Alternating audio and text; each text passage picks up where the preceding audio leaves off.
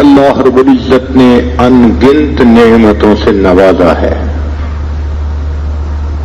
ہم اگر ان نعمتوں کو گننا چاہیں تو ہم انہیں گن بھی نہیں سکتے.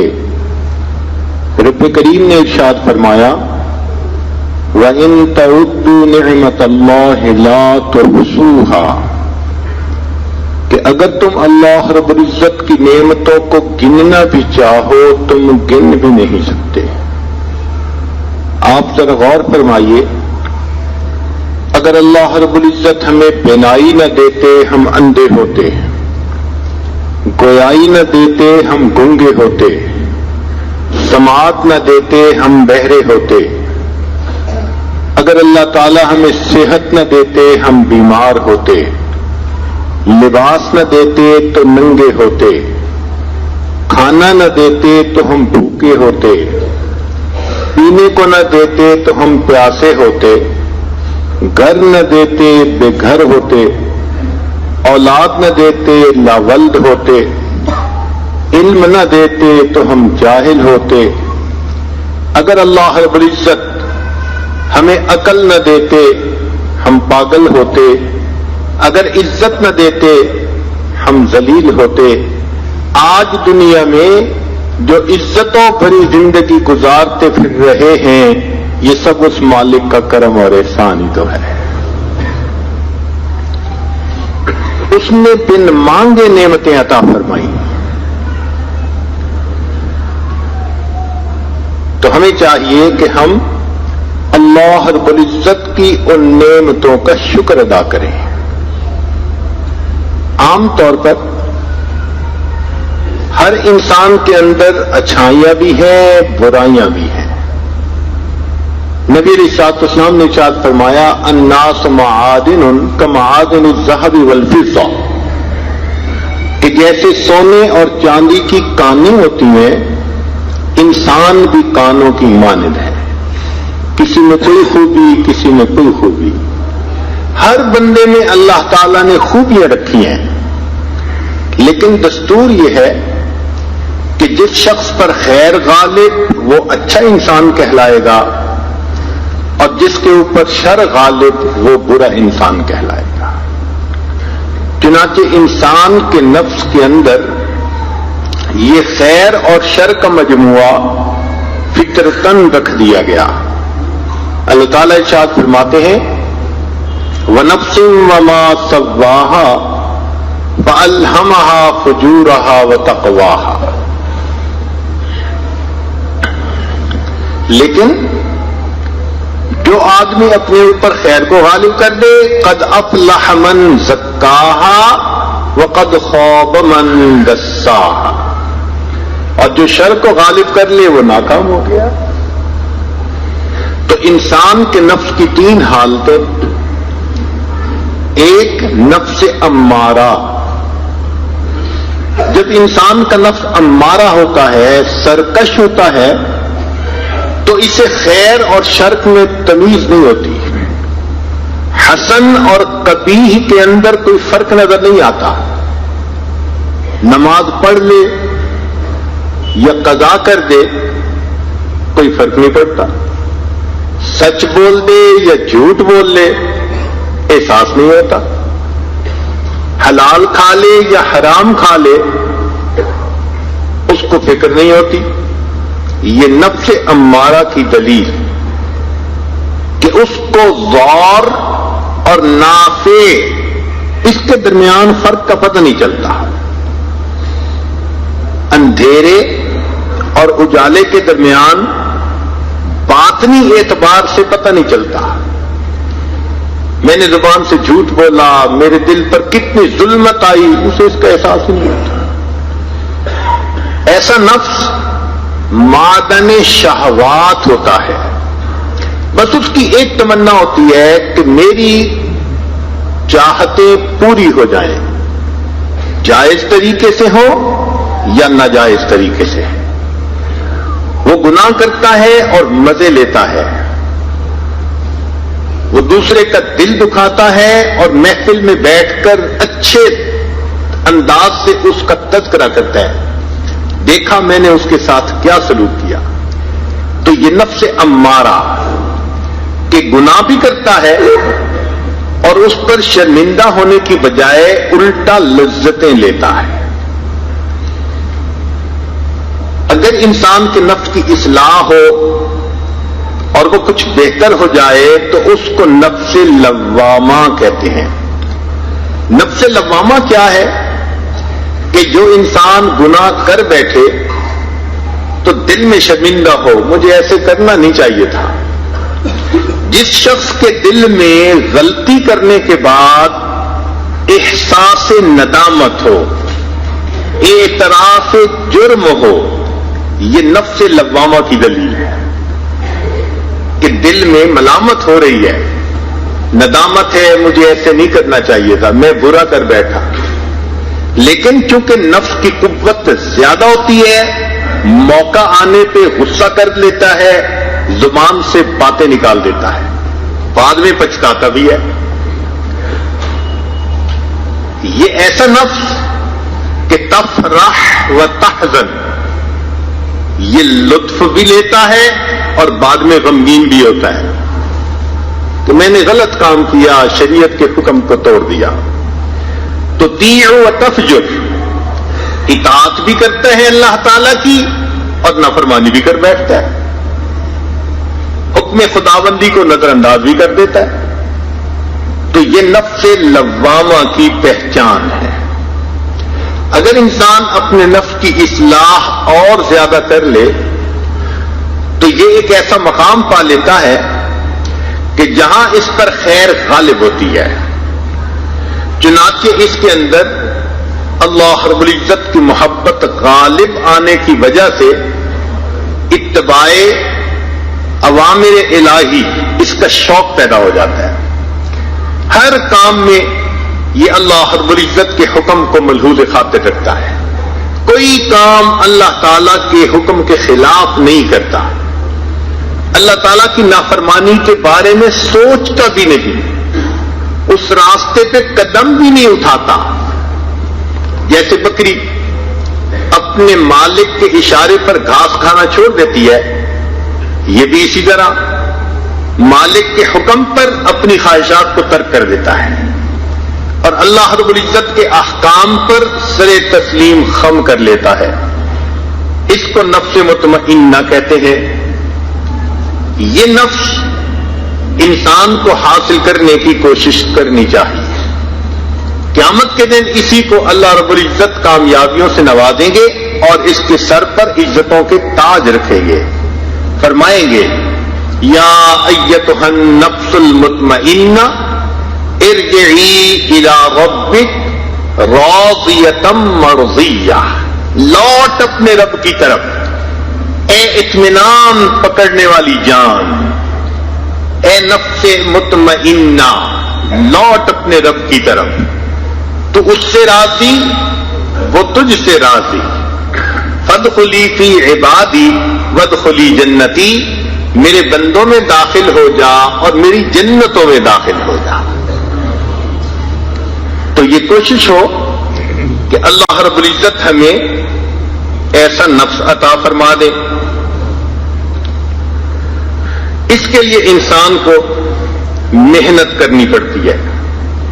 جیسے مختلف چیزوں کے لیے انسان محنت کرتا ہے تب حاصل ہوتی ہیں، یہ مقام پانے کے لیے بھی انسان کو محنت کرنی پڑتی ہے.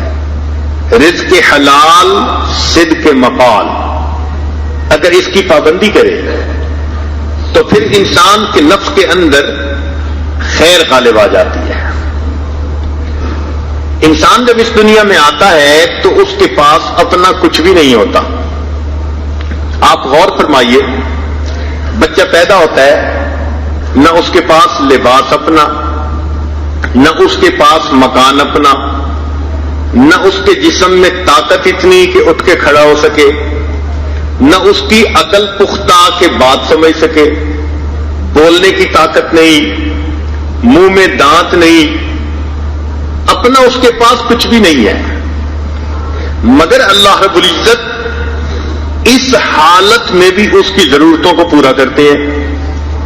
چنانچہ اللہ تعالیٰ اس بچے کو ایک نعمت دیتے ہیں جس کو کہتے ہیں رونا. یہ رونا ایک ایسی نعمت ہے، بچے کو بھوک لگی رو پڑا، ماں باپ نے کھانے دودھ کا انتظام کر دیا. بچہ بیمار ہوا رو پڑا، ماں باپ نے اس کے لیے دوائی کا انتظام کر دیا. بچے کو نیند آئی وہ رو پڑا، ماں باپ نے بستر کا انتظام کر دیا. بچے کی جو بھی ضرورت ہوتی ہے اللہ تعالیٰ فقط رونے کے ذریعے اس کی ضرورت کو پورا کر دیتے ہیں. یہاں سے کسی عارف نے نکتہ نکالا، اے انسان جب تو رونا جانتا تھا اللہ تعالیٰ تیرے کاموں کو سلجھا دیتے تھے، تو نے رونے کو بھلا دیا، اللہ نے تیرے کاموں کو اٹکا دیا. اب یہ بچہ جب بڑا ہوتا ہے تو اللہ رب العزت اسے اپنی نعمتیں اور عطا کرتے رہتے ہیں. مثال کے طور پر بچپن سے لڑکپن جوانی کی عمر کو پہنچا، اللہ تعالیٰ اسے علم عطا فرما دیتے ہیں.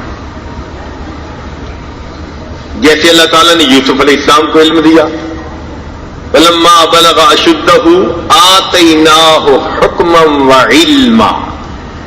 تو اللہ تعالیٰ اس بندے کو علم دے دیتے ہیں، طاقت دے دیتے ہیں، مشقت اٹھا سکتا ہے. اس کو نفع اور نقصان کی چیزوں کے درمیان پرکھ عطا فرما دیتے ہیں. یہ اندازہ لگا لیتا ہے کہ یہ چیز نقصان دہ اور یہ چیز فائدہ مند ہے. پھر اللہ رب العزت اس کو مال دے دیتے ہیں، گھر دے دیتے ہیں، گھر والی دے دیتے ہیں، اولاد دے دیتے ہیں، معاشرے کے اندر عزت کا مقام دیتے ہیں، محبتیں دیتے ہیں. یہ سب نعمتیں آہستہ آہستہ اس بندے کو مل جاتی ہیں. یہ اللہ تعالیٰ کی نعمتیں اس پر کامل ہوتی چلی جا رہی ہیں. چنانچہ جوانی کا ایسا زمانہ کہ انسان ان کامل نعمتوں کے ساتھ اپنی زندگی گزارتا ہے. ان نعمتیں دینے کا ایک مقصد ہے، اور وہ مقصد یہ، اے میرے بندے یہ نعمتیں تیرے پاس ادھار کا مال ہے، تم ان نعمتوں کو دینے والے کی مرضی کے مطابق استعمال کرو. اور کئی مرتبہ انسان ان نعمتوں کو پا کر دینے والے کو بھول جاتا ہے. جو شخص ادھار کے مال پہ فریفتہ ہوا کرے اسی کو تو بے وقوف کہا جاتا ہے. تو انسان جوانی میں کئی مرتبہ بے وقوفی کرتا ہے، نعمتوں سے محبت کرتا ہے اور نعمتیں دینے والے پروردگار کو بھول جاتا ہے، مستیاں اڑانے میں لگ جاتا ہے. یہ جوانی کی عمر ہے ہی ایسی. اسی لیے کہتے ہیں کہ جب انسان کو زندگی کی قدر و قیمت کا احساس ہوتا ہے تو اس کی آدھی سے زیادہ زندگی گزر چکی ہوتی ہے. یہ عمر ایسی ہے. لیکن جو نیک تینت لوگ ہوتے ہیں وہ اس جوانی کی عمر میں بھی اللہ کی عبادت میں لگے رہتے ہیں. اس لیے حدیث پاک میں آتا ہے شاب نشأ فی عبادت اللہ، وہ نوجوان جو جوانی میں اللہ کی عبادت میں سرشار رہتا ہے اللہ تعالیٰ اس کو قیامت کے دن اپنے عرش کا سایہ عطا فرما دیں گے. در جوانی توبہ کردن شیوے پیغمبریس، وقت پیری گرگ ظالم میں شبد پرہیزگار.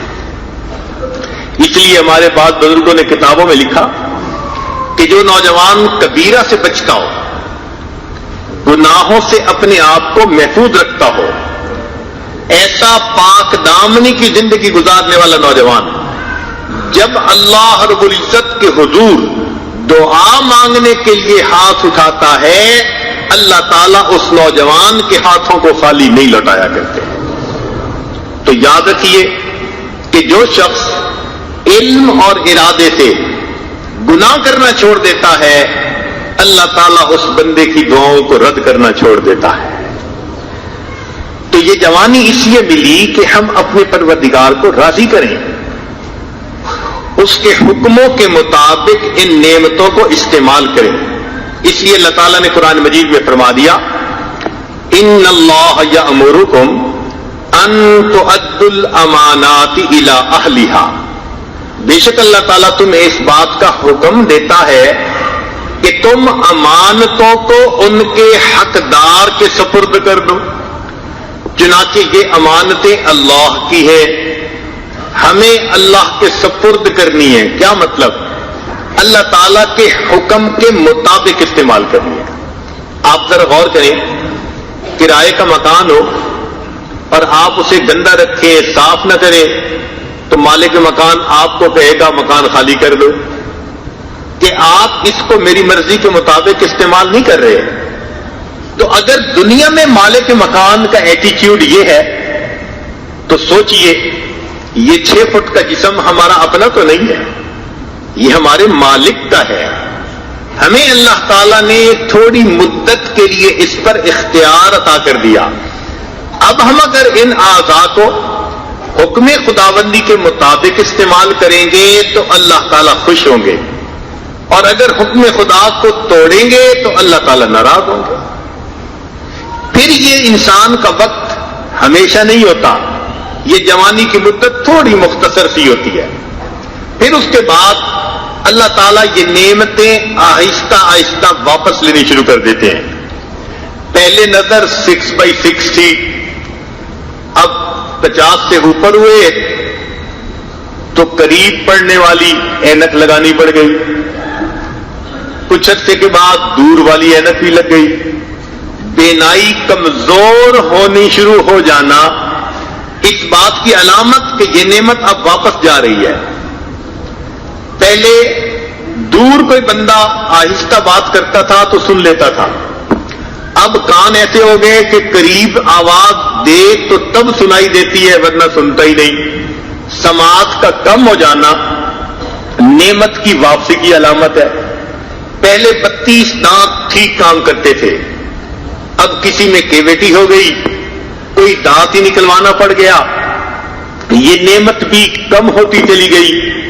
معلوم ہوا کہ یہ نعمت آہستہ آہستہ واپس لی جاتی. پہلے ہاضمے کا نظام ایسا تھا کہ جوانی میں جو کھائے ہضم، لکڑ ہضم، پتھر ہضم، اور اب ایسا ہے کہ ذرا سی کوئی چیز کھا لے تو پیٹ خراب. یہ نعمت اب آہستہ آہستہ واپس جا رہی ہے. پہلے دوڑتا بھاگتا تھا، تھکنے کا نام نہیں لیتا تھا، اب بیٹھا ہوا اٹھ جائے تو آنکھوں میں اندھیرا آ جاتا ہے. یہ نعمتوں کے واپس جانے کی علامت ہے کہ جو نعمت اللہ تعالیٰ نے کامل حالت میں دی تھی اب آہستہ آہستہ وہ نعمت واپس جانی شروع ہو گئی. حتیٰ کہ موت کے وقت اللہ رب العزت یہ نعمتیں تمام کی تمام انسان سے واپس لے لیتے ہیں. اب اس بات کو ذرا سمجھنے کے لیے ایک مثال عرض کرتا ہوں جس سے بات جلدی سمجھ میں آ جائے گی. ایک بڑا امیر باپ ہے، ملٹائی ملینر ہے.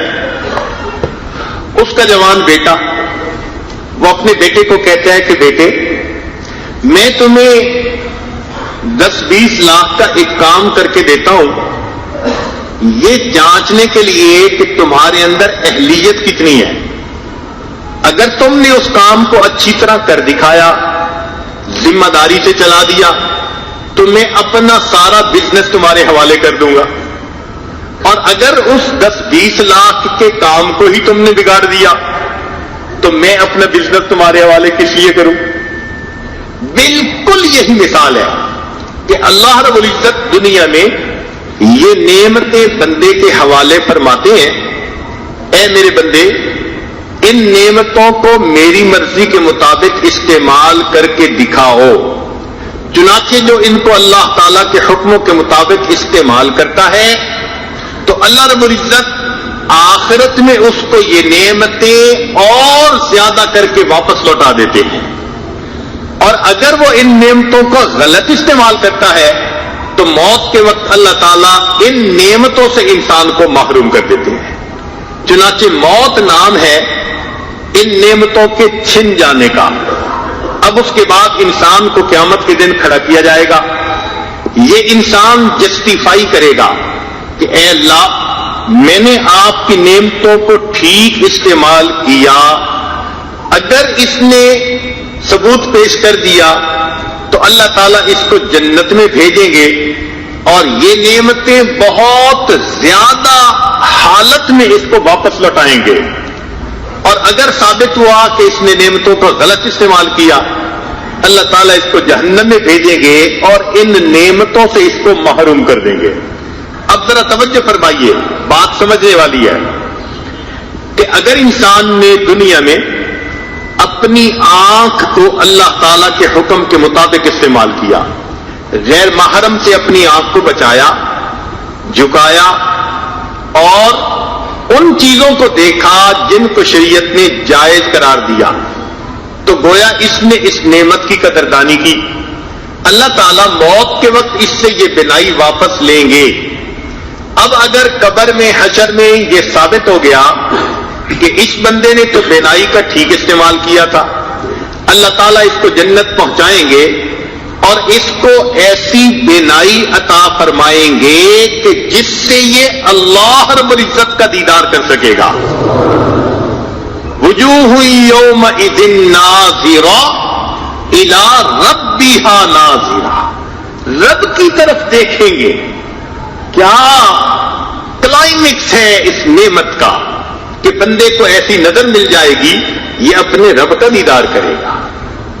اللہ اکبر کبیرہ. اور اگر ثابت ہوا کہ نہیں یہ تو دنیا میں ان کو غلط استعمال کرتا تھا، تو اللہ رب العزت موت کے وقت اس سے بینائی واپس لیں گے اور اس کو نہ میدان محشر میں عطا کریں گے اور نہ جہنم میں عطا کریں گے. چنانچہ حدیث قرآن مجید میں آتا ہے، من کان فی ہذہ اعمی فہو فی الآخرۃ اعمی واضل سبیلا. جو اس دنیا میں اندھا بنا رہا، اللہ کے حکموں کو پس پش ڈالتا رہا، اللہ تعالیٰ اس کو قیامت میں اندھا کھڑا کر دیں گے. اب قیامت کے دن اس کو بینائی نہیں ملے گی، اندھا. جہنم میں ڈالیں گے تو وہاں بھی روشنی نہیں ہوگی، اندھیرا ہوگا، وہاں بھی کچھ نہیں نظر آئے گا. بینائی اس سے لے لی گئی، یہ اس نعمت کے دیے جانے کے قابل ہی نہیں، یہ غلط استعمال کرتا پھرا. چنانچہ اللہ تعالیٰ اس سے بینائی واپس لے لیں گے. اسی طرح اگر دنیا کے اندر اس نے اپنی سماعت کا استعمال ٹھیک کیا، کانوں سے نیک بندوں کے واز سنے، قرآن سنا، نبی علیہ السلام کی شان میں نعت سنی، اچھی باتیں سنی، اب اس سماعت کو اللہ تعالیٰ موت کے وقت واپس لیں گے، لیکن اس کو بہتر کر کے واپس لوٹائیں گے، حتیٰ کہ سماعت ایسی ہوگی کہ جنت میں اللہ رب العزت جب قرآن مجید سورہ یاسین کی تلاوت فرمائیں گے، یہ بندہ اپنے کانوں سے اللہ کی تلاوت کو سن سکے گا. اور اگر غلط استعمال کیا، اللہ تعالیٰ اسے جہنم میں پہنچائیں گے اور جہنم میں اس کو بہرا بنا دیں گے، کچھ بھی نہیں سن سکے گا. اگر اس نے اپنی گویائی کو شریعت کے مطابق استعمال کیا، خیر کی باتیں زبان سے نکالتا تھا، سچ بولتا تھا، غیبت سے بچتا تھا، چغلی سے بچتا تھا، لوگوں کے دل نہیں دکھاتا تھا، اب اللہ تعالیٰ موت کے وقت اس سے یہ گویائی کی صفت واپس لے لیں گے، لیکن اس کو جنت میں بھیج کر ایسی گویائی عطا فرمائیں گے کہ یہ بندہ اپنے رب سے ہم کلامی کرے گا. اور اگر اس نے گویائی کا استعمال غلط کیا، زبان سے یہ جھوٹ بولتا تھا اور برے کام باتیں کہتا تھا، تو اللہ تعالیٰ موت کے وقت اس سے یہ نعمت واپس لیں گے اور پھر اس کو اللہ تعالیٰ یہ واپس نہیں لوٹائیں گے. چنانچہ قیامت کے دن یہ گونگا کھڑا کیا جائے گا. سنیے قرآن عظیم الشان دلیل. اللہ تعالیٰ ارشاد فرماتے ہیں وَنَحْشُرُهُمْ يَوْمَ الْقِيَامَةِ عَلَى وُجُوهِهِمْ عُمْيًا وَبُكْمًا وَصُمًّا. ہم قیامت کے دن ان کو اندھا، بہرا اور گونگا کر کے کھڑا کریں گے. یہ اس قابل ہی نہیں کہ ان کو یہ نعمتیں دے، انہوں نے تو دنیا میں غلط استعمال کر لیا تھا، من مرضی شروع کر دی تھی. یہ جسٹیفائی نہیں کرتے کہ ان کو یہ نعمتیں واپس دی جائیں، اللہ تعالیٰ یہ نعمتیں واپس لے لیں گے، حتیٰ کہ اللہ نے پاؤں چلنے کے لیے دیے۔ اب اگر انسان مسجد کی طرف چل کے جاتا ہے، اللہ کے راستے میں چل کے جاتا ہے، بیت اللہ کا طواف کرتا ہے، اب اللہ رب العزت اس کو قیامت کے دن ایسے پاؤں عطا کریں گے جو جنت کی طرف چل کے جائیں گے۔ وَسِيقَ الَّذِينَ اتَّقَوْا رَبَّهُمْ إِلَى الْجَنَّةِ زُمَرًا، جنت کی طرف یہ چل کر جائے گا۔ اور اگر یہ ان پاؤں کے ذریعے سے برے لوگوں کو ملنے کے لیے جاتا تھا، برائی کے اڈوں کی طرف جاتا تھا، غلط کاموں میں اپنے ان پاؤں کو استعمال کرتا تھا، تو اللہ تعالیٰ قیامت کے دن اس کو سر کے بل کھڑا کریں گے۔ نحشرہم یوم القیامت علی وجوہہم، جیسے ایک بندہ سر نیچے رکھ کے اپ سائڈ ڈاؤن ہو جائے، مفسرین نے لکھا ایسے بندے کو اللہ تعالیٰ قیامت کے دن اس طرح سر کے بل کھڑا کریں گے، پاؤں سے نہیں چلے گا، اب سر کے بل گھسٹتا ہوا بالآخر اس کو جہنم کے اندر ڈال دیا جائے گا۔ تو یہ نعمتیں اللہ تعالیٰ کی امانتیں، ہم ان امانتوں کا صحیح استعمال کریں تو امانت کامل ہو کر واپس مل جائے گی، اور اگر غلط استعمال کریں گے اللہ تعالیٰ اس نعمت کو ہم سے واپس لے لیں گے۔ اور ذرا سن لیجئے، دنیا کے اندر اگر کسی انسان نے اپنے لباس کو سنت کے مطابق بنایا تو اللہ رب العزت اس کو جنت میں بھیجیں گے۔ وَلِبَاسُهُمْ فِيهَا حَرِيرٌ، اور وہاں ان کا لباس ریشم کا ہوگا، بہتر لباس عطا فرما دیں گے۔ اور اگر فرنگی کے طریقے پر چلے اور سنت کے خلاف لباس پہنتے پھرے، آدھا جسم ڈھپا ہوا آدھا ننگا رہا، تو اللہ تعالیٰ پھر اس کو قیامت کے دن ایسا لباس پہنائیں گے جہنم میں ڈالتے ہوئے۔ قرآن مجید گواہی دے رہا ہے سرابیلہم من قطران، گندھک کا لباس پہنایا جائے گا۔ اور فقہاء نے لکھا کہ جہنمی کے لباس میں اتنی بو ہوگی کہ اگر ساری دنیا کے انسان، حیوان، چرند پرند مر جائیں اور ان کی لاشیں گل سڑ جائیں تو جتنی بدبو اس جگہ ہوگی جہنمی کے کپڑوں میں بدبو اس سے بھی زیادہ ہوگی۔ آج اگر اس نعمت کو غلط استعمال کیا تو اللہ تعالیٰ ایسا بدبودار لباس عطا فرما دیں گے، اور اگر سنت کے مطابق بنا لیا اللہ تعالیٰ ریشم کے لباس عطا فرما دیں گے۔ اور آگے سن لیجئے، اگر دنیا میں حلال کھایا تو اللہ تعالیٰ قیامت کے دن جنت میں بھیج کر بہترین کھانے لحمن طریا، بھنا ہوا پرندوں کا گوشت اس کو عطا فرمائیں گے۔ اور اگر اس بندے نے حرام کھایا تو اللہ رب العزت یہ نعمت واپس لیں گے، چنانچہ اس کو جہنم کے اندر ان شجرۃ الزقوم طعام الاسیم کالمہل یغلی فی البطون، اللہ تعالیٰ زقوم کھلائیں گے۔ یہ کانٹے والا ایک پودا ہوتا ہے جو انتہائی کڑوا، صبح کے وقت اپنی زبان سے لگاؤ تو شام تک کڑواہٹ دور نہیں ہوتی، اور اوپر سے یہ کیکٹس کا پودا کانٹے والا بھی ہوتا ہے، جب انسان کھائے گا نہ نگلتے بنے گی نہ اگلتے بنے گی، پریشان ہوگا۔ تو اگر حلال کھایا تو نعمتیں جنت میں ملیں گی، اور اگر حرام کھایا تو جہنم میں دیکھیے کھانے کے لیے زقوم کا پودا ملے گا۔ اگر دنیا کے اندر اچھے مشروبات پیے، پانی پیا، دودھ پیا، پھلوں کے جوسز پیے جو حلال مشروبات ہیں، تو اللہ رب العزت اس بندے کو جنت میں شرابن طہورا وسقاہم ربہم شرابن طہورا، اور ان کا پروردگار ان کو شراب طہور پلائے گا، وہ نعمت عطا کر دی جائے گی۔ اور اگر دنیا کے اندر اس نے حرام مشروبات استعمال کیے تو اللہ تعالیٰ یہ نعمت واپس لے لیں گے اور جہنم کے اندر اس کو کون سا مشروب دیں گے؟ ولا طعام الا من غسلین لا یاکلہ الا الخاطئون۔ مفسرین نے لکھا جہنمیوں کے زخموں سے جو خون گرے گا، پیپ گرے گی، اس کو پیالوں میں اکٹھا کر کے فرشتے اس جہنمی کو پینے کے لیے دیں گے۔ پیپ کی بدبو کی وجہ سے بندہ قریب نہیں کھڑا ہوتا، اور آج جہنم کے اندر یہ بندہ پیپ بھرا خون پی رہا ہے۔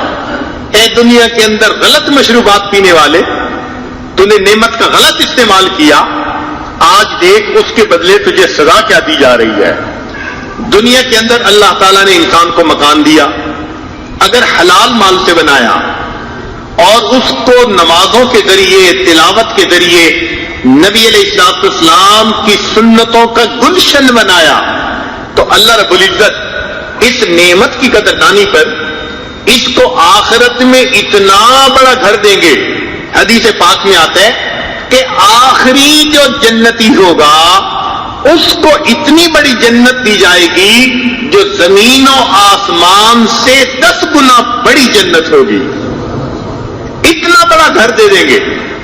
اور اگر اس نے یہ مکان حرام مال سے بنایا، پھر اس میں ڈرامے اور موسیقی اور اس قسم کے بے حیائی کے کام شروع رکھے، نمازیں قضا کرتے رہے، فجر کے وقت سب لوگ سوتے رہے، اللہ کی نماز قضا، تو اس بے قدری کے اوپر اللہ تعالیٰ اس کو قیامت کے دن جہنم میں بھیجیں گے۔ اور جہنم میں مکان کیسے ہوگا؟ سنیے قرآن عظیم شان، اللہ تعالیٰ فرماتے ہیں مکانن ضیقا، بہت تنگ مکان ہوگا، اتنا چھوٹا کہ انسان صحیح طرح اس میں بیٹھ اٹھ بھی نہیں سکے گا، حتیٰ کہ اس ڈربے کے اندر یہ تنگ ہو کر کہے گا دعوا ہنالک ثبورا، اللہ مجھے موت دے دے۔ پھر اللہ تعالیٰ کیا فرمائیں گے؟ لا تدعوا اليوم ثبورا واحدا وادعوا ثبورا کثیرا، ایک موت نہیں، آج کتنی موتیں مانگو تمہاری جان چھوٹ نہیں سکتی۔ اب تو گھبرا کہ یہ کہتے ہیں کہ مر جائیں گے، اور مر کے بھی چین نہ پایا تو کدھر جائیں گے۔ دنیا کے اندر اگر انسان نے خیر کے اوپر زندگی گزاری تو جنت کے اندر اللہ تعالیٰ اس کو بھیجیں گے اور اس پر سلام پڑھیں گے، سلام قولا من رب الرحیم، رب کی طرف سے ان کو سلامتی کا پیغام ملے گا۔ اور جب یہ جنت میں جائیں گے تو فرشتے بھی مبارکیں دیں گے، والملائکۃ یدخلون علیہم من کل باب سلام علیکم بما صبرتم فنعم عقبی الدار۔ اب فرشتے بھی ان کو مبارکیں اور دے رہے ہیں، سلامتی کا پیغام دے رہے ہیں۔ اور اگر دنیا میں اس نے من مرضی کی زندگی گزاری، اللہ تعالیٰ جہنم میں بھیجیں گے، اور جہنم میں جا کر یہ اپنی زبان سے کیا کہے گا؟ یوں کہے گا ربنا غلبت علینا شقوتنا وکنا قوما ضالین، اے ہمارے پروردگار، ہمارے اوپر ہماری بدبختی غالب آ گئی اور ہم تو گمراہ ہو گئے۔ ربنا اخرجنا، اللہ ایک دفعہ نکال دیجئے، فإن عدنا فإنا ظالمون، اگر ہم دوبارہ لوٹ کر گناہ کریں تو واقعی بڑے ظالم ہوں گے۔ مگر اللہ تعالیٰ اتنے ناراض ہوں گے، قرآن مجید نے گواہی دی، فرمائیں گے قال اخسئوا فیہا ولا تکلمون، اللہ تعالیٰ جہنمیوں سے کہیں گے ہمارے لیے امتحان ہے، ہم ان نعمتوں کو شریعت و سنت کے مطابق استعمال کریں تاکہ اللہ رب العزت کے ہاں جب پہنچیں تو یہ نعمتیں اور بہتر حالت میں ہمیں واپس لوٹا دی جائیں۔ اور اگر 15-20 لاکھ کا کاروبار بھی سنبھال نہ سکا تو یہ کہاں اس قابل کہ اس کو اربوں خربوں کا کام کر کے دے دیا جائے؟ تو یہ نعمتیں ہماری اپنی نہیں ہیں، اللہ تعالیٰ نے ہمیں عطا کی ہیں صرف جاننے کے لیے، آزمانے کے لیے کہ بندو تم دنیا میں کرتے کیا ہو۔ لہذا ہم ان نعمتوں کو شریعت و سنت کے مطابق استعمال کریں تاکہ قیامت کے دن ان نعمتوں میں اضافہ ہو اور اللہ رب العزت ہمیں یہ بہتر حالت میں واپس لوٹا دے۔ 5 انگلیاں برابر تو نہیں ہوتی، اگر گناہگار ہیں تو اس دنیا میں نیکوکار بھی موجود ہیں۔ ایسی ایسی ہستیاں اس امت میں گزری ہیں۔ امام ربانی مجدد الثانی رحمت اللہ علیہ نے فرمایا کہ اس امت میں بعض ایسی پاکیزہ ہستیاں گزری کہ ان کے گناہ لکھنے والے فرشتے کو 20 سال تک کوئی گناہ لکھنے کا موقع نہ ملا، ایسی پاکیزہ ہستیاں۔ عبداللہ ابن مبارک رحمت اللہ علیہ فرماتے ہیں ایک عورت میں نے دیکھی، المرأۃ متکلمۃ بالقرآن، وہ عورت جو قرآن مجید کی آیتوں سے گفتگو کرتی تھی، قرآن مجید کے سوا کوئی لفظ اس کی زبان سے نکلتا ہی نہیں تھا۔ اللہ اکبر! کہاں یہ لوگ قیامت کے دن کھڑے ہوں گے اور کہاں ہم ہوں گے کہ جن کی زبانوں سے معلوم نہیں کیا کیا کلام نکلا ہوگا۔ تو نیک لوگ بھی گزرے، چنانچہ کتابوں میں ایک واقعہ لکھا ہے کہ ایک صاحب تھے، بھوک لگی تھی، نہر کے کنارے چل رہے تھے، ایک سیب بہتا نظر آیا، انہوں نے وہ سیب اٹھا کے کھا لیا۔ جب پیٹ میں کچھ پڑ گیا، اب بات سمجھ میں آئی کہ یہ سیب میرا تو نہیں تھا، یہ تو کسی اور کی ملکیت اور میں نے بغیر اجازت کے کھا لیا۔ قیامت کے دن پوچھا جائے گا، لہذا بہتر ہے کہ ابھی جا کے میں معافی کر لوں، معافی مانگ لوں۔ چنانچہ اب سٹریم جدھر سے پانی آ رہا تھا وہ ادھر کو چل پڑے۔ آگے ان کو ایک باغ نظر آیا جو سیب کے درختوں کا تھا، وہ پہچان گئے کہ یہاں سے سیب گرا ہوگا، باغ کے مالک سے مجھے معافی مانگنی ہے۔ باغ کے مالک سے جا کر کہا کہ میں فقیر آدمی ہوں، میرے پاس پیسے نہیں کہ میں پے کر سکوں، تو آپ پلیز مجھے اللہ کے لیے معاف کر دیں۔ اس نے کہا میں تو معاف نہیں کرتا۔ یہ معافی مانگنے لگے، وہ انکار، ادھر سے اصرار ادھر سے انکار۔ پھر انہوں نے کہا اچھا بھائی کوئی صورت ہے کہ آپ مجھے معاف کر دیں؟ اس نے کہا ایک صورت ہے، میری ایک بیٹی ہے مگر بنتی بکما اللسان، زبان سے گونگی ہے، عمیاء العینین، آنکھوں سے اندھی ہے، صماء الاذنین، دونوں کانوں سے بہری ہے، کسیحۃ القدمین، اور دونوں پاؤں سے لولی لنگڑی ہے۔ اگر تم اس میری بیٹی کے ساتھ نکاح کرو اور اس کی خدمت کرو ساری زندگی تو تب میں یہ اپنا حق معاف کر دوں گا۔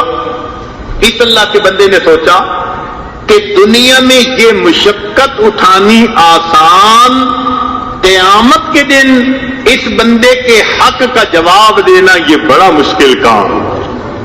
تیار ہو گیا، اللہ کی شان، نکاح ہوا۔ جب اپنی بیوی کی ملاقات ہوئی، دیکھتے ہیں بہت خوبصورت، آنکھوں والی، بولنے والی، سننے والی، علم والی، عقل بھی اچھی، شکل بھی اچھی۔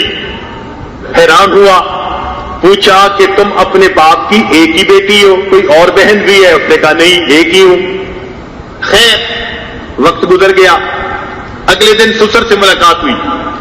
سسر نے پوچھا مہمان کو کیسے پایا؟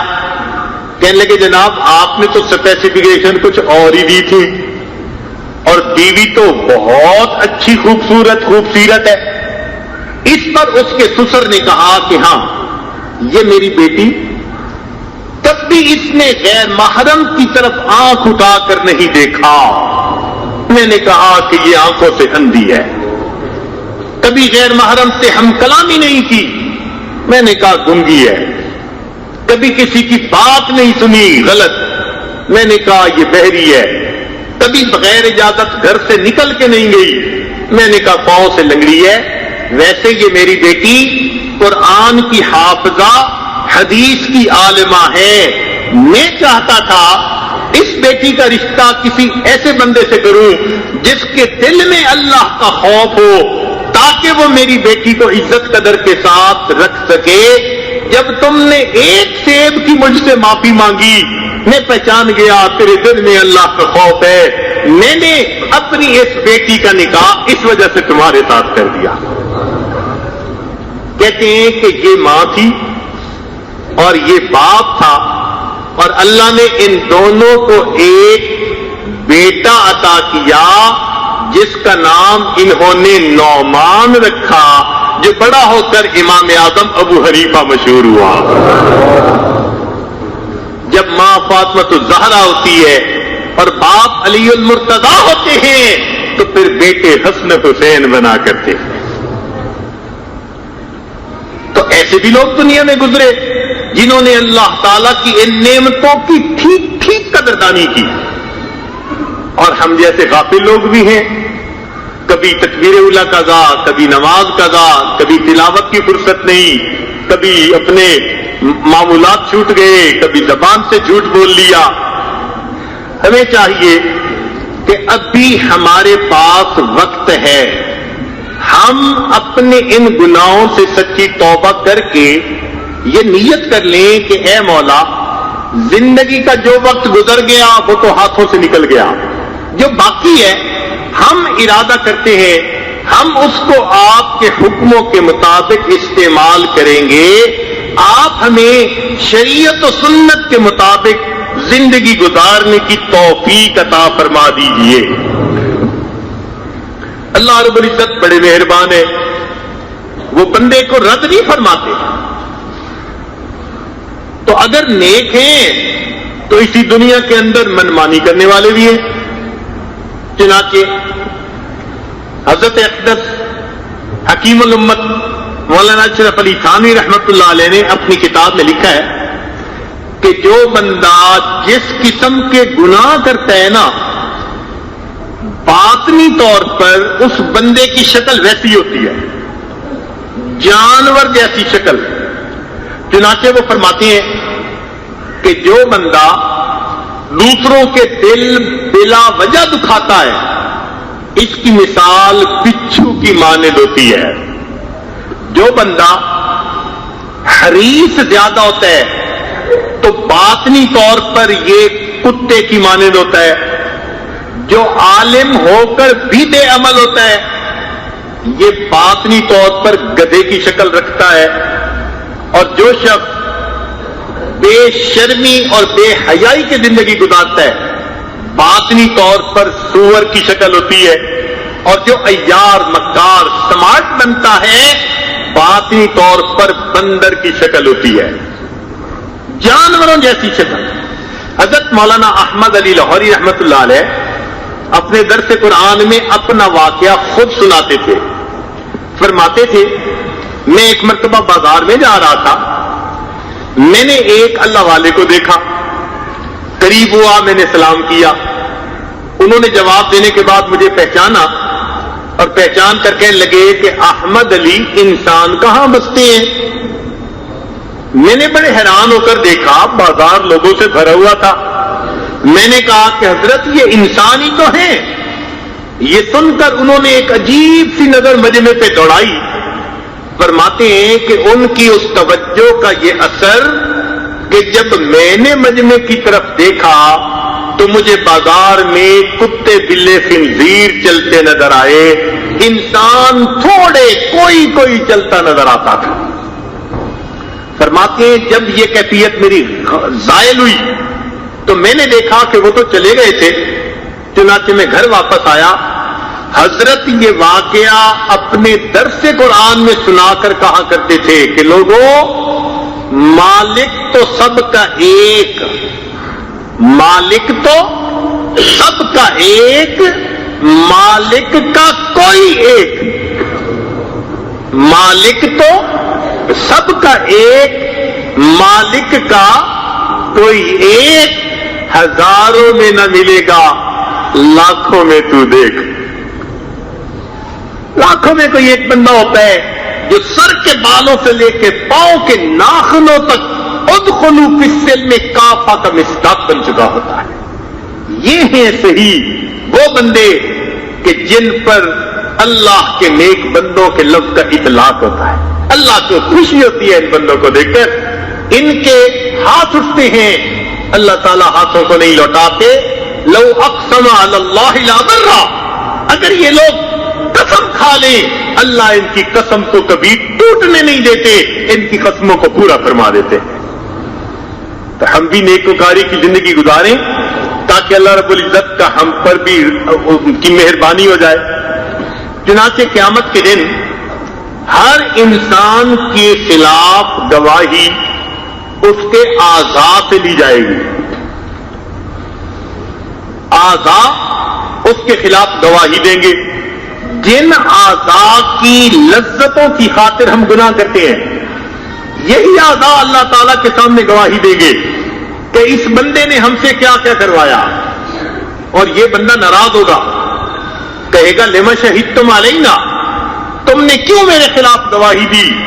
क़ालू अंतक़नल्लाह अल्लज़ी अंतक़ कुल्ल शै, वो कहेंगे हमें अल्लाह ने नुत्क़ अता किया जिसने हर चीज को बुलवा दिया, हमें भी बोलने की ताकत उसी ने अता की। अब बताइए, अल्लाह ताला फरमाते हैं वमा कुंतुम तस्ततिरूना अन यशहद अलैकुम समउकुम व अबसारुकुम व जुलूदुकुम, तुम तो गुनाह करते हुए अपनी आंखों से, कानों से, आज़ा से पर्दा ही नहीं किया करते थे। लोग यही सुल्तानी गवाह बन जाएंगे। चुनांचे उलमा ने लिखा है क़यामत के दिन बंदे के खिलाफ 8 गवाहियां पेश की जाएंगी। 8 गवाह बंदे के गुनाहों पर गवाही देंगे। जरा तवज्जो से इस बात को सुन लीजिए कि वो 8 गवाहियां कौन सी होंगी। फरमाया उनमें से पहली गवाही अल मकान, जिस जगह पर इंसान गुनाह करता है, अल्लाह की वो जमीन के सर्राफ वीडियो कैमरे की तरह उस मंजर को सेव कर लेते हैं, उस मंजर को महफूज कर लेते हैं। और क़यामत के दिन अल्लाह ताला जमीन को हुक्म देंगे तो जमीन अपनी खबरें सुनाएगी। यौमइदिन तुहद्दिसु अख़बारहा बिअन्न रब्बका औहा लहा, अल्लाह ताला जमीन को कहेंगे बताओ किस जगह पर इस बंदे ने क्या करतूत किए। जमीन के टुकड़े गवाही देंगे, अल्लाह इस जगह पर यह किया था, इस जगह पर यह किया था। तो जमीन क़यामत के दिन इंसान के खिलाफ गवाही देगी। ये पहला गवाह अल मकान। दूसरी गवाही वक्त की, वक्त भी गवाही देगा। अज़्ज़मान, जिसको हम वक्त कहते हैं ना, जमाना कहते हैं, अल्लाह ताला इसको भी गवाही के लिए खड़ा करेंगे।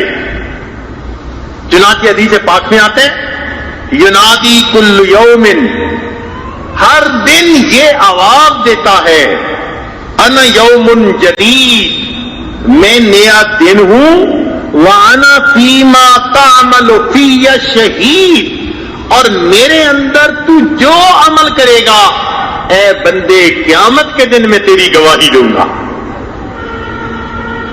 तो वक्त भी गवाही देगा क़यामत के दिन। फिर तीसरी गवाही वल लिसान, इंसान की जबान गवाही देगी। अल्लाह ताला फरमाते हैं यौम तशहदु अलैहिम अलसिनतुहुम, क़यामत के दिन उनकी जबानें उनके खिलाफ गवाही देंगी। चुनांचे हदीस पाक में आता है सब आज़ा जबान के सामने फरियाद करते हैं कि अगर तू ठीक इस्तेमाल हुई तो हम ठीक रहेंगे, तेरे गलत इस्तेमाल से हम मुसीबत में पड़ जाएंगे। और हदीस पाक में आता है एक बंदा नेकी करते करते करते जन्नत के बिल्कुल करीब पहुंच जाता है, मगर اپنی زبان سے ایک کلمہ ایسا نکالتا ہے ناشکری کا، اللہ کے سامنے شکوے شکایت کا، ایسا کلمہ نکالتا ہے کہ اس ناشکری کے کلمے کی وجہ سے اللہ تعالیٰ اسے گھسیٹ کر جہنم میں داخل کر دیتے ہیں۔ تو زبان کا ایک فکرہ بسا اوقات جہنم میں جانے کا سبب بن جاتا ہے۔ اس لیے ہمارے بزرگوں نے کہا کہ جرمہ صغیر و جرمہ کبیر، اس کی جسامت تو چھوٹی سی ہے لیکن اس سے ہونے والا گناہ بڑا موٹا ہوتا ہے۔ تو زبان کا صحیح استعمال۔ چوتھا گواہ والارکان، انسان کے جسم کے باقی اعضاء، ہاتھ پاؤں، آنکھیں کان، رانے، یہ بھی انسان کے خلاف گواہی دیں گی۔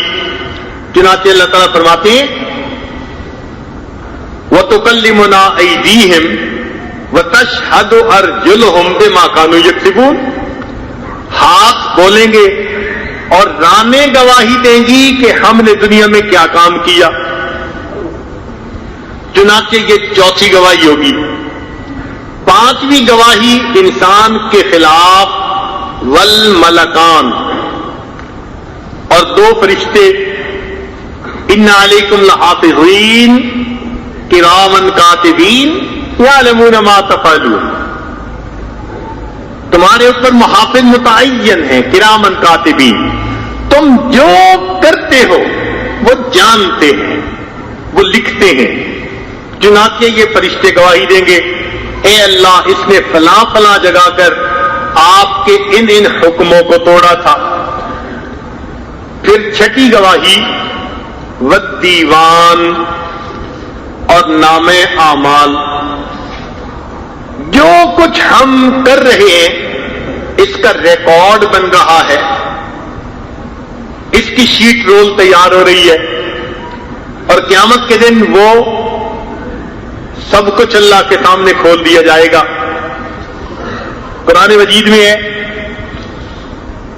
کہ جب مجرم اپنے سامنے نام اعمال کو دیکھے گا تو کہیں گے یا ویلتنا ما لہذا الکتاب، او ہماری کمبختی، یہ کیسی کتاب ہے، لا یغادر صغیرۃ ولا کبیرۃ الا احصاها، کوئی چھوٹا کوئی بڑا عمل ایسا نہیں کہ جو اس میں درج نہ کر دیا گیا ہو۔ ووجدوا ما عملوا حاضرا، جو کیا ہوگا اپنے سامنے حاضر پائیں گے۔ ولا یظلم ربک احدا، تیرا رب تو کسی ایک پر بھی ظلم نہیں کرے گا۔ اپنے پاؤں پہ کلہاڑیاں ماری ہوں گی، بھاگ بھاگ کے گناہ کیے ہوں گے، دوڑ دوڑ کے گناہ کیے ہوں گے، اس کی وجہ سے یہ اپنے نام اعمال کو دیکھ کر پچھتائیں گے، کاش کہ ہم نے نیک اعمال کیے ہوں گے۔ یا لیتنی یا ویلتا لیتنی لم اتخذ فلانا خلیلا، اے کاش میں نے فلاں کو دوست نہ بنایا ہوتا۔ اللہ اکبر۔ تو انسان کا نام اعمال گواہی دے گا، اور اس سے اوپر ایک گواہی بہت زیادہ نازک گواہی ہے، اور وہ کیا ہوگی؟ گواہی ہوگی نبی الانس والجان، اللہ کے پیارے حبیب صلی اللہ علیہ وسلم کی گواہی۔ اللہ تعالیٰ قرآن مجید میں فرماتے ہیں فَكَيْفَ إِذَا جِئْنَا مِن كُلِّ أُمَّةٍ بِشَهِيدٍ وَجِئْنَا بِكَ عَلَىٰ هَٰؤُلَاءِ شَهِيدًا، چنانچہ نبی علیہ السلام نے فرمایا کہ اللہ تعالیٰ کے فرشتے متعین ہیں، وہ بندوں کے اعمال کو میرے سامنے پیش کرتے ہیں، تو امت کے اعمال نبی علیہ السلام کی خدمت میں پیش ہوتے ہیں۔ تو جو نیک اعمال کرنے والے تو اللہ کے پیارے حبیب صلی اللہ علیہ وسلم کو خوشی ہوتی ہے، اور جو گناہوں میں پڑنے والے ہیں تو اللہ کے پیارے حبیب صلی اللہ علیہ وسلم کو تکلیف پہنچتی ہے۔ وہ محبوب جو راتوں کو اٹھ کر رویا کرتے تھے، قیامت کے دن فرمائیں گے میرے امتی تم نے میرے آنسوؤں کی قدر نہ کی، تم دنیا میں بھول گئے کہ یہ تمہارے اعمال میرے سامنے بھی اللہ پہنچاتے رہیں گے۔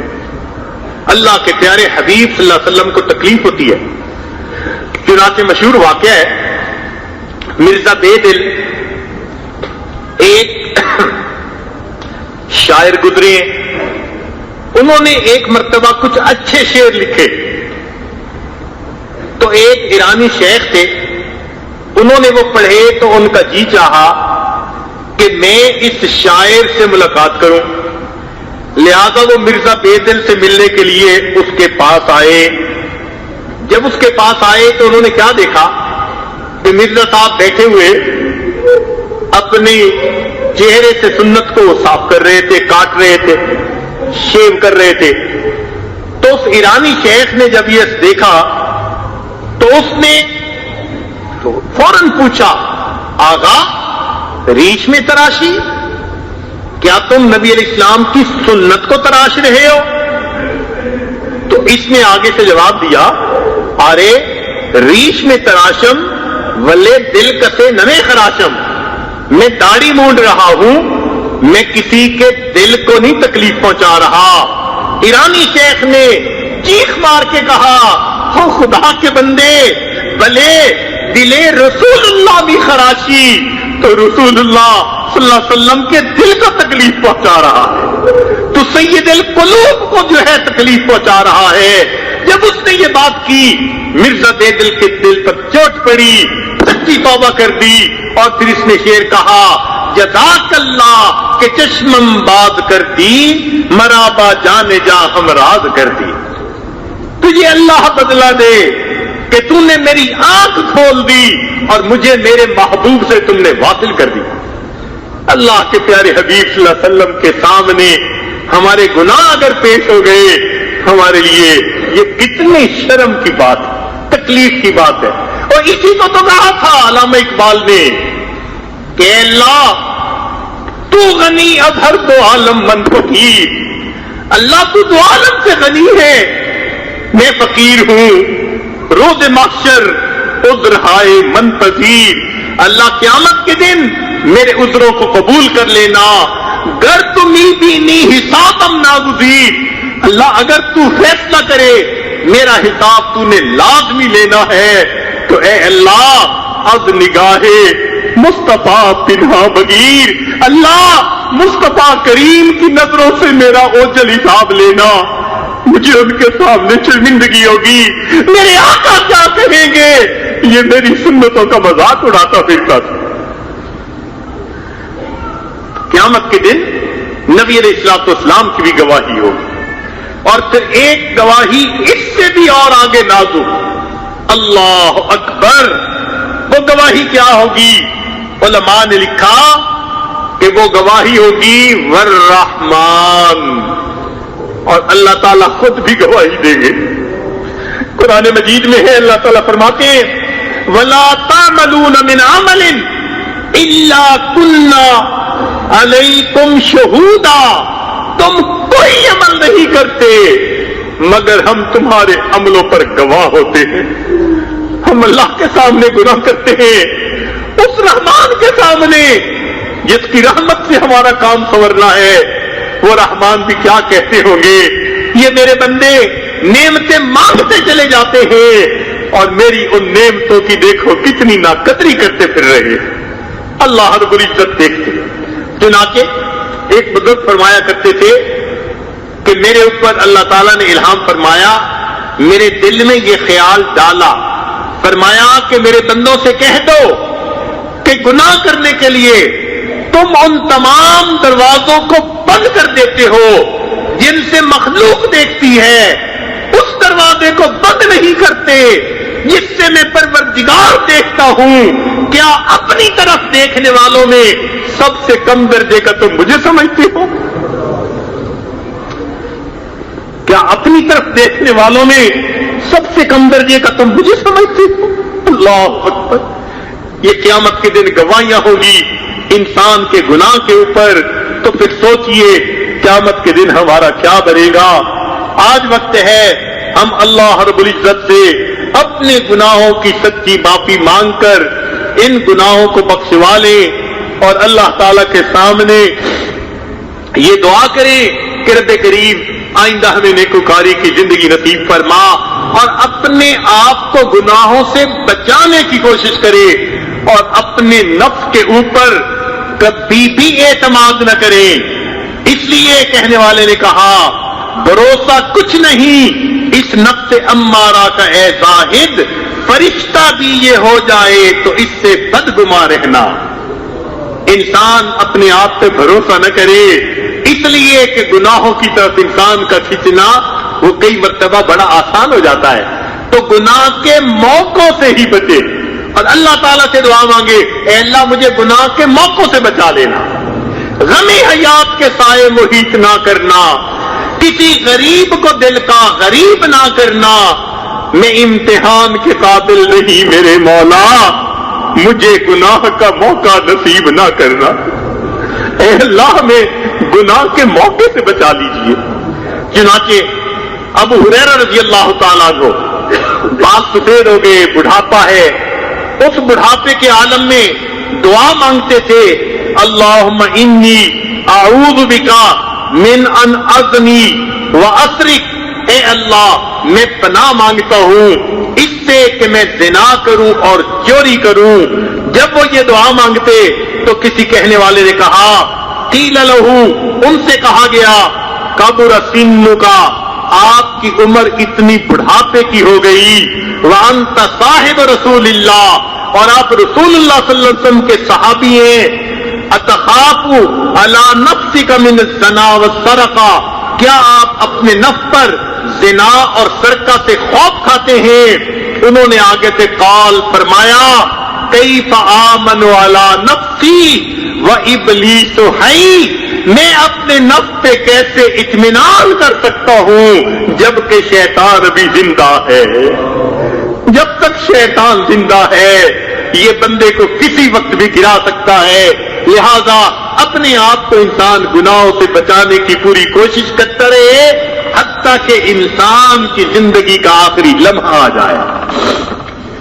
اس طرح جب اپنے آپ کو گناہوں سے بچائے گا تو پھر ایمان کو اس دنیا سے لے کر یہ آخرت میں جائے گا۔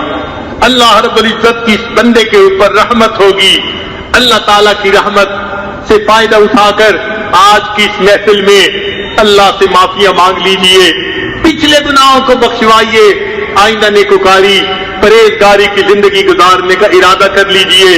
کہتے ہیں کہ ایک آدمی نجاست میں لتڑا ہوا دریا کے کنارے کھڑا تھا، دریا نے پوچھا اے نجاست سے آلودہ شخص تو کیوں غسل نہیں کر لیتا؟ اس نے کہا میری نجاست کہیں تجھے ناپاک نہ کر دے۔ تو دریا کے پانی نے کہا ارے تیرے جیسے سینکڑوں نجاست بھرے آئے، ذرا میرے اندر غوطہ لگا دے، جاری پانی ہوں، تجھے بھی پاک کر دوں گا، خود بھی پاک رہوں گا۔ ارے جب دریا کا یہ عالم ہے، اللہ کی رحمت کے دریا کا کیا کہنا؟ آج ہم اگر سچی توبہ کر لیں گے تو رحمت کا دریا ایسا بہے گا ہمارے گناہوں کو بھی دھو دیا جائے گا، اور آئندہ ہمیں نیکوکاری اور پرہیزگاری کی زندگی عطا کر دی جائے گی۔ آخر کوئی تو زندگی کا وقت ایسا ہو کہ انسان سچی توبہ کر لے، فیصلہ کر لے کہ مولا آج کے بعد آپ کے حکموں کی نافرمانی نہیں کرنی۔ ہم سے تو وہ اندھا زیادہ عقل مند تھا جس کے ہاتھ میں کشکول تھا، مانگتا پھر رہا تھا، ایک دروازے کے سامنے پہنچا، صدا لگائی، جواب نہیں آیا، پھر صدا لگائی، پھر جواب نہیں آیا، تیسری مرتبہ جب جواب نہ آیا کہنے لگا کس بخیل کا دروازہ ہے، جواب نہیں آتا۔ کسی نے کہا او خدا کے بندے یہ مسجد کا دروازہ ہے، تو اللہ کے در پہ آ پہنچا ہے۔ بندے نے جب یہ سنا اس نے زور سے پیالے کو دیوار میں مارا اور اس کو توڑ کے کہا اچھا اگر میں اللہ کے دروازے پہ آ پہنچا ہوں اب میں کسی اور دروازے پہ نہیں آؤں گا، میں رب کے دروازے پہ آ پہنچا ہوں۔ ہم بھی تو اللہ کے گھر میں آئے بیٹھے ہیں، آج ہم اللہ تعالیٰ سے یہی دعا مانگے اے رب کریم اگر کوئی آدمی منظر سے نکل کے جہنم میں ڈال دیا گیا اس پہ کوئی حسرت نہیں، حسرت تو اس پہ ہے جو اللہ کے گھر میں آیا، مسجد میں آیا مگر یہاں آ کر سچی توبہ نہ کی، اور اللہ پھر آپ اپنے گھر سے اس کو نکال کے جہنم میں ڈال دیں۔ اے مولا تیرے گھر سے نکل کے جہنم میں نہیں جانا چاہتے، ہم آپ کے در پہ آئے بیٹھے ہیں۔ اے اللہ تم ہی سے مانگیں گے تم ہی دو گے، تمہارے در سے ہی لو لگی ہے، عمل کے اپنے احساس کیا ہے، بجز ندامت کے پاس کیا ہے، رہے سلامت تمہاری نسبت، میرا تو بس آسرا یہی ہے۔ اے اللہ کلمہ پڑھ لیا، آپ کی وحدانیت کی گواہی دے دی، آپ کے پیارے حبیب صلی اللہ علیہ وسلم کی رسالت کی گواہی دے دی، آپ کے کلام کی گواہی دے دی۔ اے اللہ اسی ایمان کو قبول کر کے آج ہم پر رحمت کی نظر فرما دیجئے۔ اے اللہ آپ نے قرآن مجید میں فرما دیا وَأَمَّا السَّائِلَ فَلَا تَنْهَرْ، سوالی کو انکار نہ کرو، جھڑکیاں نہ دو۔ اے اللہ ہم کمزوروں کو گنے، ہم سوالی کو انکار نہ کریں۔ اللہ ہم بھی تو آپ کے در کے سوالی ہیں، ہم بھی تو بیٹھے معافی مانگ رہے ہیں، آپ کے در پہ جھولی پھیلائے بیٹھے ہیں۔ اے رب کریم اپنی رحمت کی ایک نظر فرما دیجئے، ہمارے دلوں کو دھو دیجئے۔ اللہ ہم اپنے نفس سے تنگ آ گئے ہیں، گناہ کر کر کے ہم تھک گئے ہیں۔ میرے مولا نفس پلیت پلیت چکیتا، کوئی اصل پلیت نہ سے، اس نفس نے ہمیں ناپاک کر دیا، ورنہ کوئی دنیا میں ناپاک تو پیدا نہیں ہوئے تھے۔ اے اللہ اس ناپاکی کو دور کر کے آج گناہوں سے پاک کر دیجئے، اور آئندہ نیکوکاری پرہیزگاری کی زندگی گزارنے کی ہمیں توفیق عطا فرما دیجئے، تاکہ قیامت کے دن ہم آپ کے پیارے محبوب صلی اللہ علیہ وسلم کے قدموں میں حاضر ہو اور ان کے ہاتھوں حوض کوثر کا جام پینے والے بن جائیں۔ اے اللہ ہم دنیا میں ایسے وقت میں پیدا ہوئے کہ آپ کے پیارے حبیب صلی اللہ علیہ وسلم کا دیدار نہیں کر سکے۔ اللہ اگر آپ نے قیامت کے دن اندھا کھڑا کر دیا تو ہم تو قیامت کے دن بھی ان کا دیدار نہ کر سکیں گے۔ اللہ اس دوہری محرومی سے بچا لینا، اگر دنیا میں نہیں دیکھ سکے تو آخرت میں ان کا دیدار عطا فرمانا۔ ہمارا بھی دل چاہتا ہے اس چہرے کو دیکھیں جسے آپ نے والضحیٰ کہا، ان زلفوں کو دیکھیں جسے آپ نے واللیل فرمایا، جو چہرہ آسمان کی طرف دیکھتا تھا۔ آپ فرماتے تھے قد نرى تقلب وجهك في السماء، محبوب آپ آسمان کی طرف دیکھتے تھے، ہم آپ کے چہرے کو محبت کی نظر سے دیکھتے تھے۔ ہمیں قیامت کے دن ان کے قدموں میں جگہ عطا فرما دینا، ان کے ہاتھوں حوض کوثر کا جام عطا فرما دینا، اور جو زندگی کے دن باقی ہیں اللہ شریعت و سنت کی پابندی پر گزارنے کی توفیق عطا فرما دیجیے گا۔ وآخر دعوانا ان الحمد للہ رب العالمین۔ دعا سے پہلے تھوڑی دیر کے لیے جو کچھ ہم نے سیکھا ہے سنا ہے اس کو اپنے دلوں میں ذخیرہ بنا لیں۔ اس کا طریقہ یہ ہے کہ ساری دنیا کے خیالات سے ہٹ کٹ جائیں، ظاہر کی آنکھوں کو بند کر لیں اور من کی آنکھوں کو کھول لیں۔ تھوڑی دیر ہم اپنا محاسبہ کر لیں، مراقبہ کر لیں، ہمیں ہونا کیا چاہیے تھا، ہم نے زندگی کیا گزاری ہے۔ چنانچہ تھوڑی دیر کے لیے سب حضرات ظاہر کی آنکھوں کو بند کر لیجئے اور اپنے دل کی طرف متوجہ ہو جائیے اور یہ سوچئے اللہ رب العزت کی رحمت آ رہی ہے، دل میں سما رہی ہے، دل کی ظلمت اور سیاہی دور ہو رہی ہے، اور میرا دل اللہ اللہ اللہ یہ بول رہا ہے۔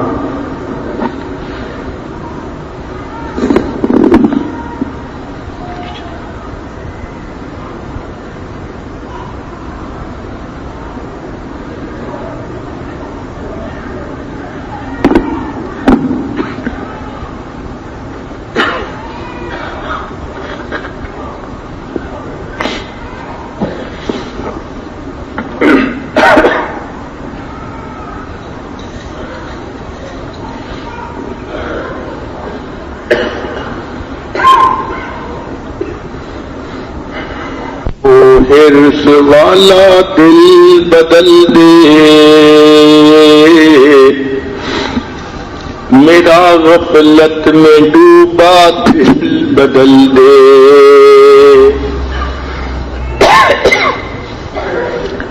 ہوا و حرص والا دل بدل دے،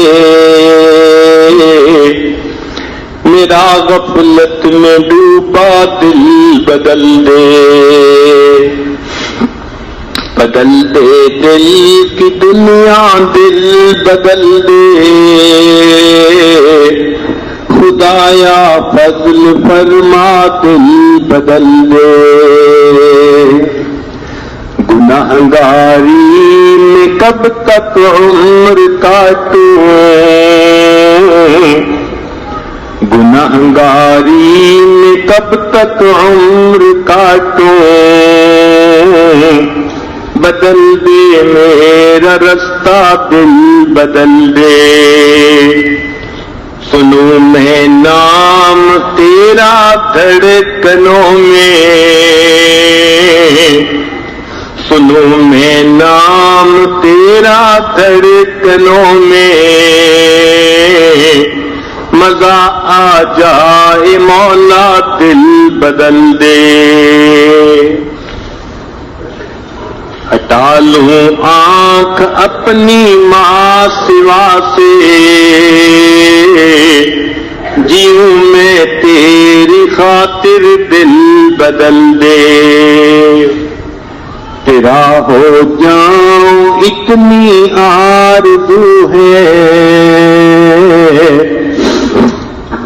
تیرا ہو جاؤں اتنی آرزو ہے، بس اتنی ہے تمنا دل بدل دے، میری فریاد سن لے میرے مولا، میری فریاد سن لے میرے مولا، بنا لے اپنا بندہ دل بدل دے، ہوا و حرص والا دل بدل دے، میرا غفلت میں ڈوبا دل بدل دے، لا الہ الا اللہ محمد رسول اللہ، دعا کر لیجیے، سبحان ربی اللہم صلی علی سیدنا محمد وعلی آل سیدنا محمد وبارک وسلم، ربنا ظلمنا انفسنا وان لم تغفر لنا وترحمنا لنكونن من الخاسرین، اے مالک ہم آپ کے عاجز مسکین بندے، ہمارے گناہوں کو معاف فرما، ہماری خطاؤں کو درگزر فرما، ہمارے عیبوں کی پردہ پوشی فرما، اللہ ہماری نگاہوں کو پاک فرما، ہمارے دلوں کو صاف فرما، ہمارے سینوں کو اپنی محبت سے لبریز فرما، اپنے عشق کی آتش ہمارے سینے میں پیدا فرما، ہمارے انگ انگ سے اپنے ذکر کو جاری فرما، روز روز اپنے ذکر کو جاری فرما، ہڈی ہڈی بوٹی بوٹی میں اپنی محبت پیدا فرما، اللہ ہمیں رزق حلال عطا فرما، صدق مقال عطا فرما، عزتوں کی روزی نصیب فرما، عزتوں کی زندگی نصیب فرما، اپنے اپنے وقت پہ عزتوں کی موت نصیب فرما، قیامت کے دن ہمیں اپنے سامنے عزتوں کے ساتھ کھڑا ہونا نصیب فرما، اے اللہ جو اولاد کے طلبگار ان کو نیک اولاد عطا فرما، جو صاحب اولاد ان کی اولادوں کو نیکوکار بنا، فرما بردار بنا، ماں باپ کی آنکھوں کی ٹھنڈک بنا، جن گھروں میں جوان بچے بچیاں موجود ہیں اللہ ان بچوں کے مستقبل کو روشن فرما، ماں باپ کے لیے فرض ادا کرنے آسان فرما، اے اللہ جسمانی بیماریوں کو دور فرما، روحانی بیماریوں کو دور فرما، اے اللہ ہمیں علم حاصل ہونے کے بعد جہالت کے کاموں سے محفوظ فرما، اے اللہ ہمیں اپنے قرب کے بعد دوری سے محفوظ فرما، ہدایت ملنے کے بعد گمراہی سے محفوظ فرما، رب کریم عزتیں ملنے کے بعد ذلت سے محفوظ فرما، اے اللہ نفس و شیطان کے مکر و فریب سے محفوظ فرما، آسوں کے حسد سے محفوظ فرما، برا چاہنے والوں کی برائی سے محفوظ فرما، اے اللہ ہمیں اپنی رحمت کی پشت پناہی نصیب فرما، اللہ بچہ پریشان ہوتا ہے ماں باپ کی طرف دوڑتا ہے اور بندہ پریشان ہوتا ہے پروردگار کی طرف لوٹتا ہے، اے بے کسوں کے دستگیر، اے ٹوٹے دلوں کو تسلی دینے والے، اے خالی جھولیوں کو بھر دینے والے، اے خطا کاروں کی خطاؤں پہ رحمت کی چادر ڈال دینے والے، اے رحیم آقا ہم پر بھی رحمت کی چادر عطا فرما۔ اے اللہ اس سے پہلے کہ لوگ ہمیں کلمہ پڑھائے ہمیں اپنے اختیار سے کلمہ پڑھنے کی توفیق عطا فرما۔ اس سے پہلے کہ ظاہر کی آنکھیں بند ہو جائیں من کی آنکھیں کھلنے کی توفیق عطا فرما۔ اس سے پہلے کہ لوگ ہمیں غسل دیں ہمیں غسل توبہ کرنے کی توفیق عطا فرما۔ اس سے پہلے کہ ہمیں کفن پہنا دیا جائے ہمیں تقوی کی پوشاک پہننے کی توفیق عطا فرما۔ اس سے پہلے کہ ہماری نماز پڑھی جائے اللہ ہمیں نماز کی حضوری نصیب فرما۔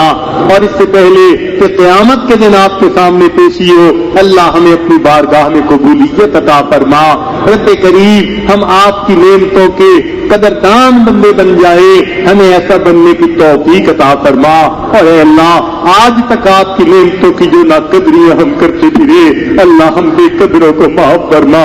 اے اللہ ہم بے قدروں کو آپ نے کیا کیا نعمتیں عطا فرما رکھی ہے، اے اللہ ان نعمتوں کو واپس نہ لینا ہمیں ان سے محروم نہ کر دینا۔ رب کریم ہم پر رحمت کی نظر فرما دینا۔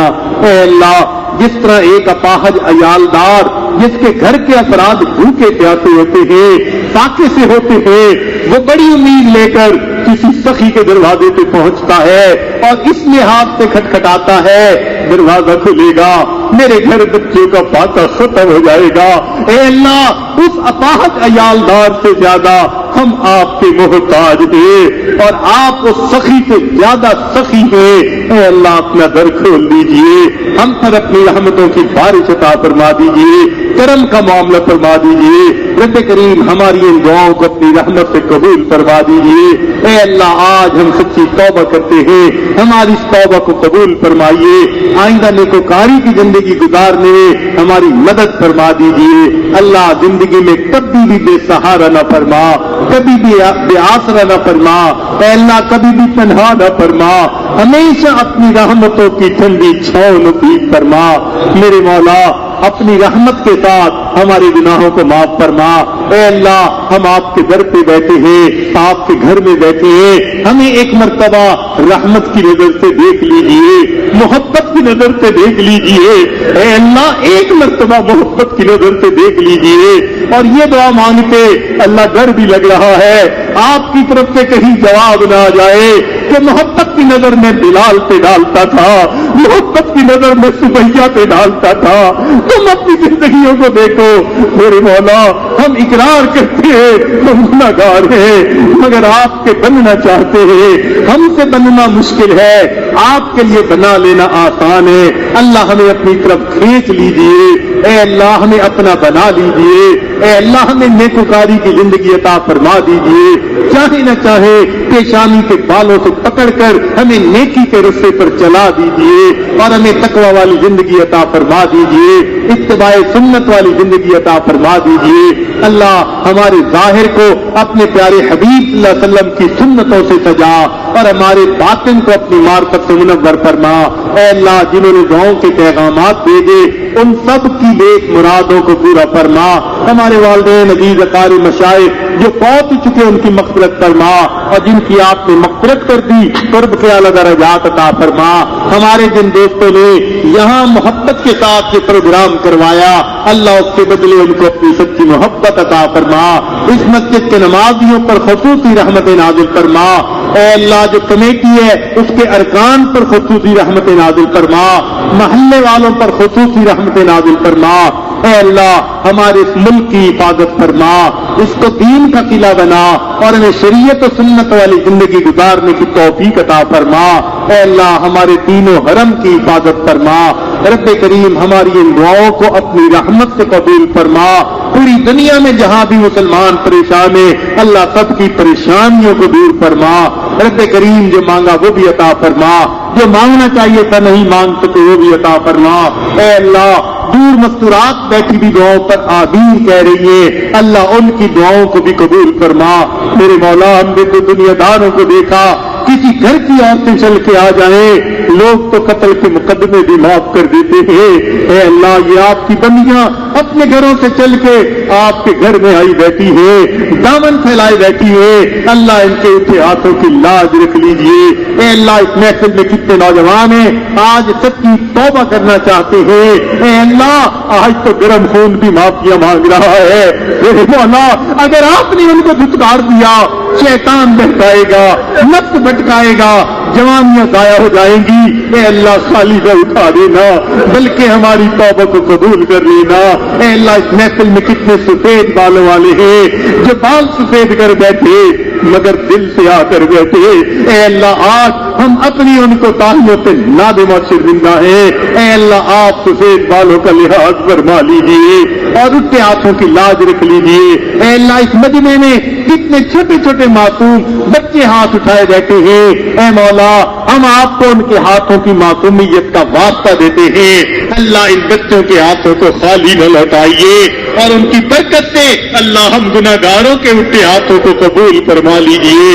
ربنا تقبل منا انک انت السمیع العلیم تب علینا انک انت التواب الرحیم۔ اے اللہ، مدارس عربیہ کی حفاظت فرما، دعوت و تبلیغ کے کام کی حفاظت فرما، جہاں اللہ اللہ ہوتی ہے ان خانقاہوں کی حفاظت فرما، اقامت دین کی کوششوں کی حفاظت فرما۔